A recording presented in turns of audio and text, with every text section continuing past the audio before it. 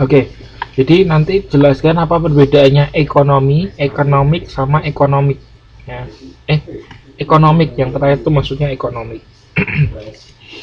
Nggak usah dikumpul, nanti di grup aja komen ya, komen.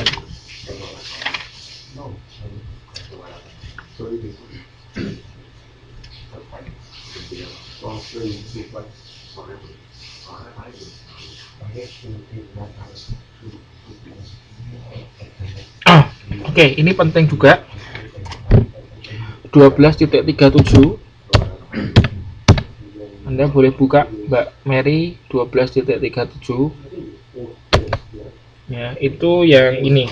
Jadi kalau misal ada kata reaction, ya, kata reaction, Anda boleh tambahkan to. Ya, Anda boleh tambahkan kata depan to. Misalnya reaction to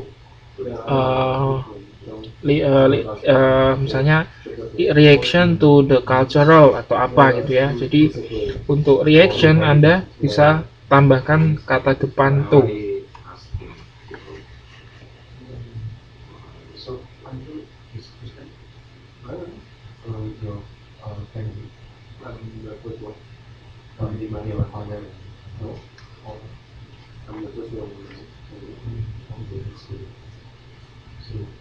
Nah, oke. Sebagai contoh di kalimat ini gini ada. This theory came out as a reaction to the liberal economics theory that had been practiced. Ya. Di reaction to dan setelah setelah kata depan tuh diikuti kata benda ya. Jadi bukan diikuti kata kerja, diikutin kata benda.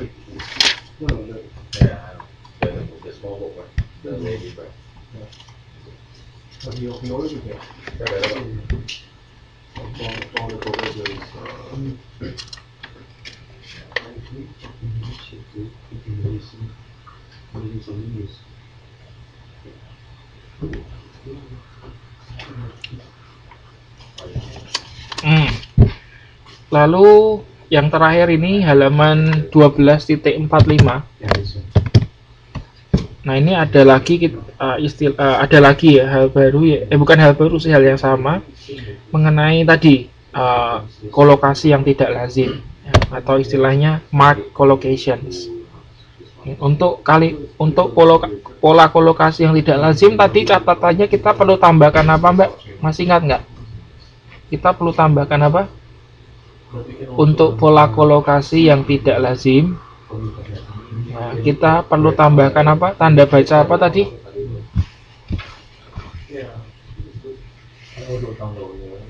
Masih ingat nggak? Tanda baca apa? Oke. Nggak, lupa. Ya, jadi untuk pola kolokasi yang tidak lazim atau istilahnya marked collocation, ya, kita tambahkan tanda petik. Ya, tanda petik. Seperti di 12.45 itu ada hidden hands. Hidden hands. Kita bisa kasih tanda petik di situ, hidden hands. Oke. Jadi saya buat kesimpulan aja. Jadi yang pertama tadi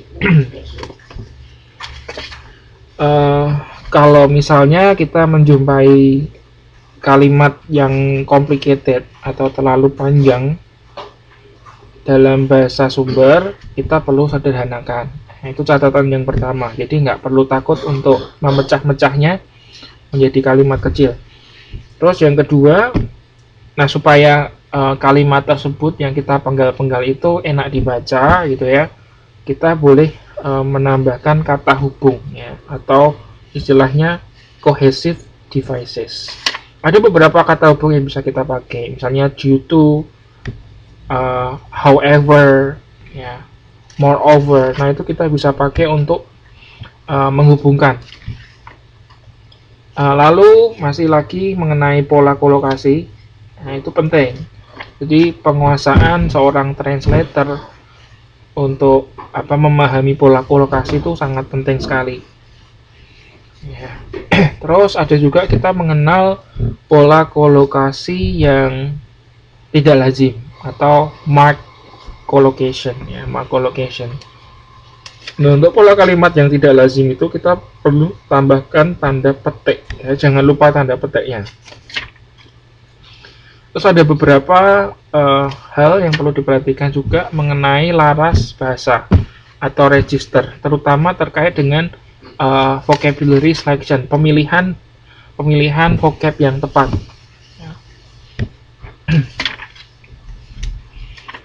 Secara khusus tadi mengenai UKM, ya, UKM itu kan ada padanan sendirinya dalam bahasa Inggris, yaitu Small Medium Enterprises atau SMES. Nah, untuk hal ini SMES itu dianggap sebagai bentuk plural, bukan bentuk singular. Jadi Anda nggak boleh pakai to be is, to be-nya are. Terus terakhir, untuk singkatan. Nah, nanti kalau Anda menjumpai bahasa sumber bentuknya singkatan, ya, Anda boleh menerjemahkan dulu kepanjangannya itu apa.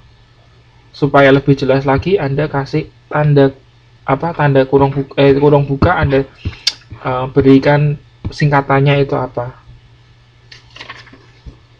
Nah, itu catatan yang perlu diperhatikan untuk modul 11 dan 12. Nah, untuk tugas, ya, tugas sebagai pengganti tutupan yang kemarin itu, ya, nanti akan saya posting setelah ini. Saya janji setelah ini saya posting. Oke, saya akhiri kelas malam hari ini. Terima kasih Mbak Mary sudah menemani sampai akhir. Nanti sukses ya, semoga sukses. Minggu depan ya sudah ujian ya, cepat ya. Minggu depan ada ujian. Oke, gitu aja. Selamat malam, bye-bye.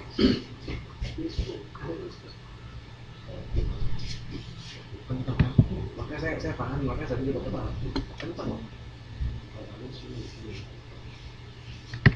Kalau mau ketemu sama si kita ke sekolah.